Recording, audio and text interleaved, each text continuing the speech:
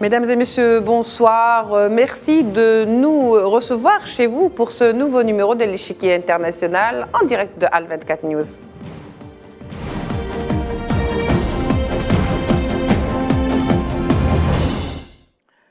Le Maroc Gate n'a pas fini de dévoiler ses secrets. De nouvelles révélations fracassantes viennent de s'ajouter aux précédentes, impliquant directement cette fois-ci le Maroc dans des affaires de pots de vin et de soudoiement de cadres et de députés européens. Jusqu'où ira le Maroc pour rallier l'Europe à sa thèse? C'est de ça qu'on va discuter ce soir avec nos invités. Alors pour en parler, nous recevons avec beaucoup de plaisir Monsieur El Kantebala, représentant du Front Polisario chargé de mission pour l'Europe et l'Union européenne. Monsieur El Kantebala, bonsoir. Merci d'avoir accepté notre invitation. Bonsoir et merci à vous. Régine Villemont, militante dans l'association et présidente également de l'association des Amis de la Race. Régine Villemont, bonsoir. Merci d'avoir accepté notre invitation. Régine Villemont, bonsoir, vous m'entendez? Oui, bonsoir, je vous entends très bien, oui. ok. Bonsoir, alors, oui. Merci. Alors, sans plus tarder, mesdames et messieurs, on va vous proposer d'écouter avec vous ou d'écouter avec nous le député vert José Bové et ses révélations qui sont nouvelles. Et on revient tout de suite pour lancer le débat. J'ai décidé de prendre la parole ce jour-là pour revenir sur cette tentative, effectivement, de m'offrir, entre guillemets, un cadeau à Montpellier. C'était au mois de juillet 2012. Et à ce moment-là, c'était le ministre de l'Agriculture, M. Akanouche, ministre de l'Agriculture en titre du Maroc, qui m'avait proposé d'abord oralement à Bruxelles, puis ensuite par téléphone, qu'on se retrouve à Montpellier dans un lieu qui pouvait être un restaurant, un café, un hôtel, donc un lieu plutôt discret, où on pouvait discuter à la fois du fond et en même temps de sa proposition. Je lui ai donné une adresse le lendemain ou le surlendemain, et l'adresse que je lui ai indiquée, il m'a répondu, certainement avec l'aide de ses services, qu'il ne connaissait pas de restaurant, d'hôtel ou de lieu discret dans cette rue de Montpellier, et je lui ai dit que ce rendez-vous aurait lieu chez mon avocate, Maître Brasse, et donc en sa présence. Et ça a donné... il a coupé court, le téléphone s'est arrêté et on en est resté là. J'ai raconté ce fait et tout l'ensemble de la discussion sur l'accord de libre-échange dont on va évidemment reparler dans un ouvrage qui est paru en 2014. Alors j'essaye de vous le mettre comme ça à côté de moi, voilà, ça s'appelle Hold Up à Bruxelles, et le sous-titre « Les lobbies au cœur de l'Europe ». Dans cet ouvrage, je raconte ces faits, et à ce moment-là, aucune poursuite de la part du ministre de l'Agriculture marocain ou des autorités marocaines n'a lieu. Il faut attendre 1 an pour qu'une journaliste du Nouvel Observateur reprenne cette affaire et se retrouve, elle, poursuivie par les autorités marocaines et condamnée devant le tribunal de Paris. Voilà, alors nous venons de l'écouter avec vous, Régine Villemont. Alors les tentatives de corruption marocaine se dévoilent les unes derrière les autres et les révélations ont de quoi laisser perplexe, n'est-ce pas? Oui. Mais si vous voulez, on a consacré un numéro de Sahara Info en mars qu'on avait nommé « Une diplomatie obsédée par le Sahara, de l'influence à un système mafieux ».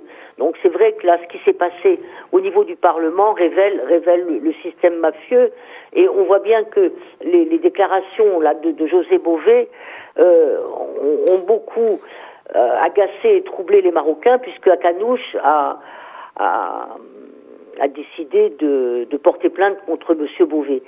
Mais moi, ce qui me semble très très important, si vous voulez, c'est que si on regarde la situation et la présence marocaine en France depuis une dizaine d'années ou depuis une quinzaine d'années, ce qui est très important aujourd'hui, c'est que M. Beauvais soit reçu au Sénat dans le cadre d'une enquête parlementaire. Et ce qui me frappe également beaucoup, si vous voulez, c'est que M. Ciotti, qui préside le groupe des Républicains au Parlement français, est allé au Maroc ces jours-ci, du 3 au 6 mai. La presse marocaine en a fait grand état pour à la fois dénoncer la position française actuelle et surtout rappeler que les Républicains soutiennent la marocanité du Sahara occidental. Mais pour moi, ce qui est très important, si vous voulez, c'est que cette escapade marocaine de la part d'un groupe de républicains tout à fait connu et conséquent en France n'a pas du tout été couverte par la presse française. Donc, si vous voulez, cette histoire du Maroc Gate actuellement pose vraiment problème à la presse, enfin pose problème en France. Les beaux jours du Maroc en France qui pouvaient se permettre d'inviter à Marrakech ou à Agadir tous les hommes politiques français, c'est fini. Ça me semble vraiment quelque chose de fini. Et actuellement, cette espèce de tentative de Ciotti de se rapprocher des Marocains n'a pas non plus rencontré beaucoup d'intérêt en France. Et ça, c'est vraiment important. C'est vraiment important. Et les Marocains actuellement ont beau, à travers leurs écrivains, à travers leurs journalistes, dénoncer la position française qui n'est pas qui n'est pas celle de Sanchez, qui n'est pas celle de Trump, ça n'a pas beaucoup d'effet. Et ça, oui, c'est vraiment, je trouve, très important. Parce que nous, en tant qu'association des Amis de la Race, si vous voulez, on vit depuis 40 ans cette présence marocaine qui nous empêche d'être présents dans les médias, qui nous empêche et qui empêche que cette expression pour l'autodétermination des Sahraouis prenne toute sa plénitude en France. Quoi. Oui, très bien, Régine Villemont. Khatibala, alors cette série de révélations fracassantes finalement ne semble pas être suivie de fait. Pourquoi, alors que les aveux et les preuves de corruption sont vraiment là? Qu'en pensez-vous? Je suis quand même moins pessimiste eu égard aux informations révélées tout récemment à propos de la Commission européenne qui juge inutile de renégocier l'accord. Absolument, on allait y venir, oui. Absolument, oui, avec le Maroc, car finalement, arrivant à échéance, ils pensent plutôt attendre la décision de la Cour de justice de l'Union européenne. Donc, de ce point de vue-là, il y a, on peut dire... Alors, vous êtes optimiste, monsieur El Khanti, pas pessimiste. Pardon? Vous êtes optimiste, pas pessimiste. Parce que, en fait, la suite, de mon point de vue, serait, à ne pas douter, un arrêt définitif de la Cour internationale, voilà, la Cour de justice de l'Union européenne, qui condamnerait définitivement ce pillage et cette complicité entre les institutions européennes et le Maroc sur le dos du peuple sahraoui. Et donc on clora ce chapitre et il y aura par la suite un nouveau chapitre concernant tous les corsaires et tous les pirates qui s'aventuraient dans le Sahara occidental à travers des procès juridiques au sein des institutions européennes. Donc je pense que les déclarations dont vous parliez de José Bové devant cette commission d'enquête vient quelque part accentuer l'idée de ce qu'omet le Maroc en direction de l'Union européenne et en direction aussi des États de l'Union européenne, des pratiques tout à fait condamnable et tout à fait honni. Et là, sur ce point-là, José Bové a été très détaillant sur les mécanismes pratiqués par le régime marocain, particulièrement son ministre de la Pêche, qui n'est autre que l'actuel Premier ministre. Et tout cela a également été révélé, comme vous le savez, à travers la presse internationale en lien avec l'enquête en cours concernant les eurodéputés qui ont été complices du Maroc dans ces tentatives de corruption et de dévoiement des institutions européennes. Alors, justement, est-ce que ce n'est pas, Régine Villemont, le fait que l'accord de pêche n'ait pas été prolongé et qu'il a été annulé alors qu'il prend fin jusqu'en juillet 2023, jusqu'à ce que la Cour européenne statue là-dessus, et la décision a été prise donc par le ministre hollandais. Est-ce que ce n'est pas un point qui va dans l'avantage justement de la cause sahraoui? Écoutez, moi je trouve Kenty a tout à fait raison de mettre en avant cet aspect-là qui est une nouvelle tout à fait récente, qui vient d'être annoncée, dont on vient de prendre connaissance. Et c'est vrai que c'est important parce que autant jusqu'à présent par rapport à la Cour de justice, la Commission et le Conseil semblaient extrêmement bloqués et ne voulaient rien savoir et ont fait plusieurs appels. Là, manifestement, la Commission ne va pas renouveler l'accord en juillet et ne peut plus se permettre de s'opposer comme ça, de s'opposer ainsi à la Cour de justice. Et donc, j'étais en contact une partie de la journée là avec les avocats du Polisario, Maître Devers, Manuel comme Gilles, et c'est vrai que les perspectives sont plutôt... enfin, ça bouge, si vous voulez. Et ça bouge dans un sens en faveur du Polisario et de l'application du droit international. Donc c'était pour nous une très très bonne nouvelle, c'est sûr. Oui, absolument. Et si vous voulez, dès à présent, l'Europe va organiser en fin de compte l'incapacité pour ces bateaux, aussi bien français qu'espagnols surtout, à pêcher au large des côtes du Sahara occidental. Donc c'est des choses qui vont être...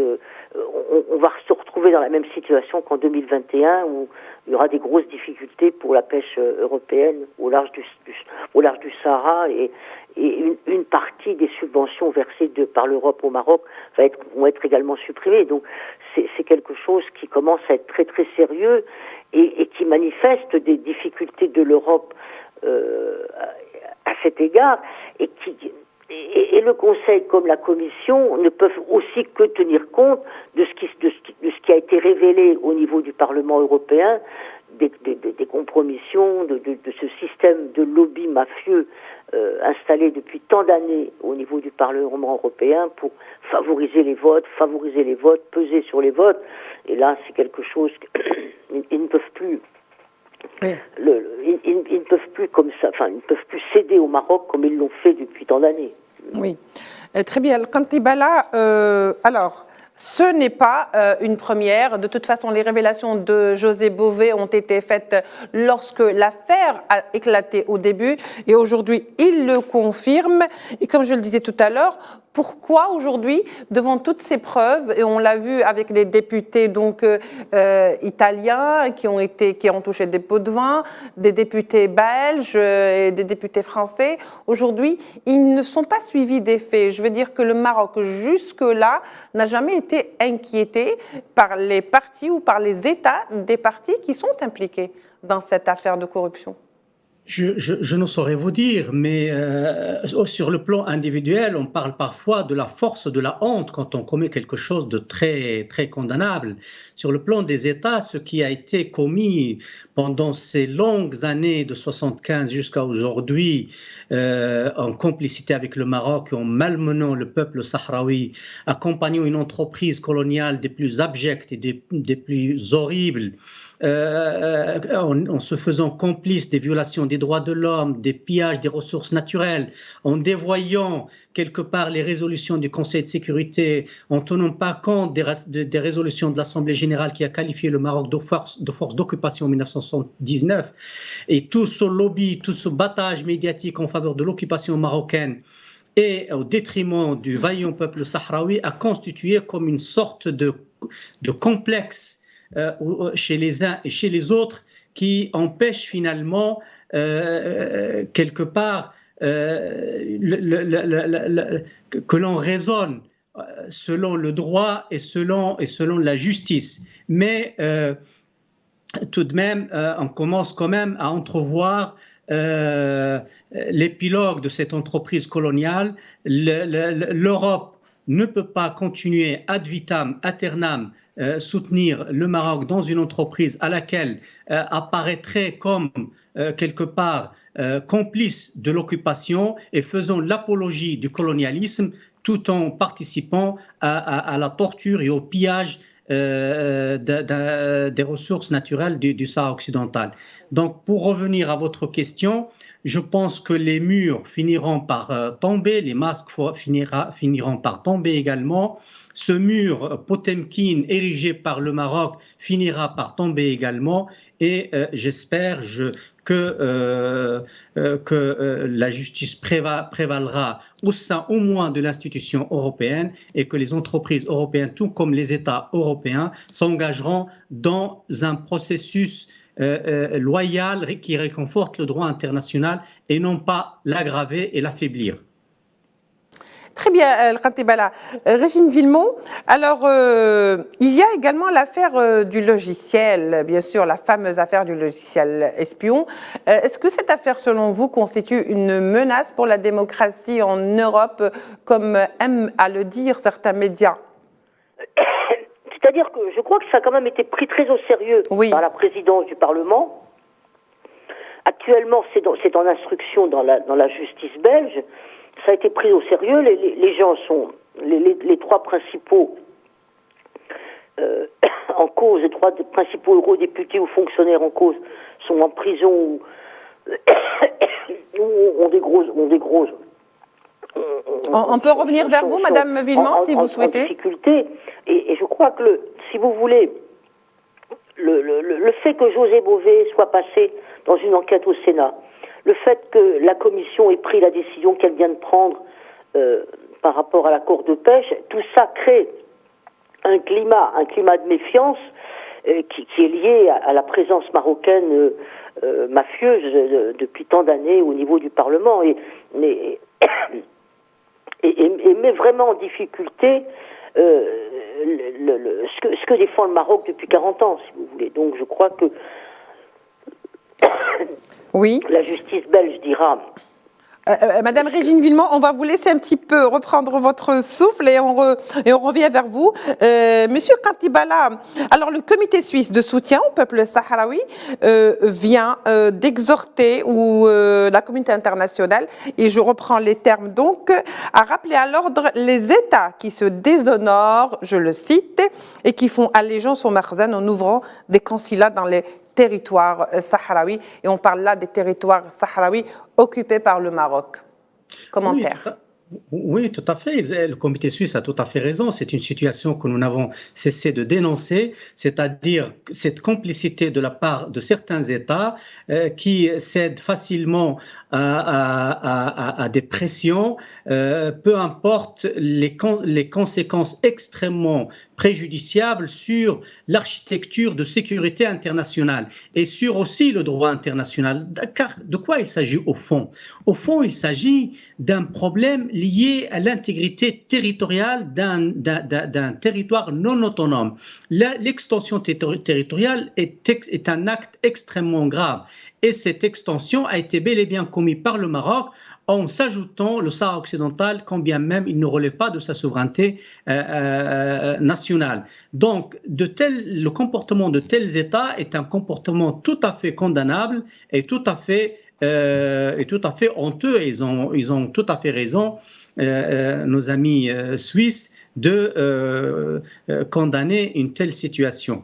Et pour revenir quelque part au sujet de Pegasus, il est très important de relever le rapport de la commission PEGA, qui a carrément fait allusion au fait que le Maroc, en le nommant, aurait utilisé le logiciel espion Pegasus, et par ailleurs, ceci est en lien également avec l'extraction de 2,6 gigabytes du téléphone du Premier ministre espagnol, tel que révélé par le rapport du Centre national d'intelligence, les services secrets espagnols, et qui, par ailleurs, de mon point de vue, peut expliquer les politiques bizarres de ce Premier ministre à l'égard du Sahara occidental. Oui, Régine Villemont, je reste toujours sur le comité suisse de soutien justement, alors qui fait donc très attention et qui axe toute sa déclaration sur le rôle de la MINURSO. Il dit qu'il est temps que la MINURSO se remette au travail en toute liberté. Parlons-en justement du rôle de la MINURSO. Pourquoi aujourd'hui le rôle de la MINURSO est, si vous voulez, mis en berne? Régine, vous êtes là avec nous? Oui, je suis là. Bon, si vous voulez, sans doute que le Conseil de sécurité et la MINURSO, enfin la MINURSO en tout cas, ça fait déjà un moment qu'elle fait plus grand chose. Donc de toute façon, et à chaque fois le Conseil de sécurité gère le sujet du Sahara occidental sans jamais chercher à trouver des solutions qui soient respectables et qui respectent le droit international. Donc, moi je crois que ce qui va être plus intéressant, si vous voulez, dans l'actualité prochaine, là, c'est donc cette date de juillet et du non-renouvellement de l'accord de pêche, oui, alors que c'est l'Espagne qui va présider l'Union européenne à partir aussi de juillet. Donc, compte tenu de la position de Sanchez, qui a accepté l'autonomie, qui a vraiment vendu l'Espagne au Maroc pour peu de choses, et c'est l'Espagne qui va présider l'Union, alors que cette histoire de Sahara occidental, de pêche empêchée au large des eaux sahraouis, va sans doute mettre l'Espagne au cœur des difficultés en Europe avec le Maroc, si vous voulez. Oui. Moi, je crois que c'est ça l'actualité qui va être importante cet été. Absolument. C'est à la fois cet accord de pêche qui va bouleverser les conditions actuelles de l'économie de la pêche au large des côtes africaines, et du Sahara occidental, et puis l'Espagne qui va être obligée de prendre position. Est-ce que, en tant que présidente de l'Union européenne, qu'est-ce que l'Espagne va dire alors que elle s'est vraiment vendue au Maroc, quoi. Qu'est-ce que l'Espagne va faire en Europe? Très bien, Régine. Le Kantibala, juste pour conclure, il nous reste que 2 minutes, donc c'est la fin un petit peu de notre émission. Le Kantibala, est-ce que vous pensez réellement qu'il y a un risque qu'une fois l'Espagne à la présidence de l'Union européenne, le dossier de l'accord de pêche puisse connaître un revirement de position, comme ça l'a été avec le gouvernement espagnol? Non, je ne crois pas. L'Espagne a des responsabilités juridiques à assumer. Elle doit assumer. Les Sahraouis poursuivront cet objectif pour qu'elle assume sa responsabilité en tant que puissance coloniale, devant décoloniser le Sahara occidental. Par ailleurs, si elles se mettent en dehors de l'architecture juridique européenne, elle en assumera les conséquences vis-à-vis de ses pairs européens. Après, nous prenons quelque part au mot ce que fera l'Espagne au sein de l'Union européenne. Mais nous sommes optimistes à cet égard et je pense que l'arrêt de la Cour sera favorable au peuple sahraoui. Il marquera une nouvelle étape dans cette lutte juridique concernant notre pays. Très bien, Kantibala, je vous remercie pour cet éclairage. Je rappelle que vous êtes représentant du Front Polisario auprès de l'Union européenne et chargé du dossier sahraoui au sein de l'Union européenne. Régine Villemont, vous êtes présidente de l'association des Amis de la Race. Vous étiez tous les deux avec nous depuis Paris. Merci d'avoir pris part à cette émission. Merci à vous de nous avoir prêté attention. Je vous souhaite une excellente suite avec la suite de nos programmes sur Al 24 News. Au revoir.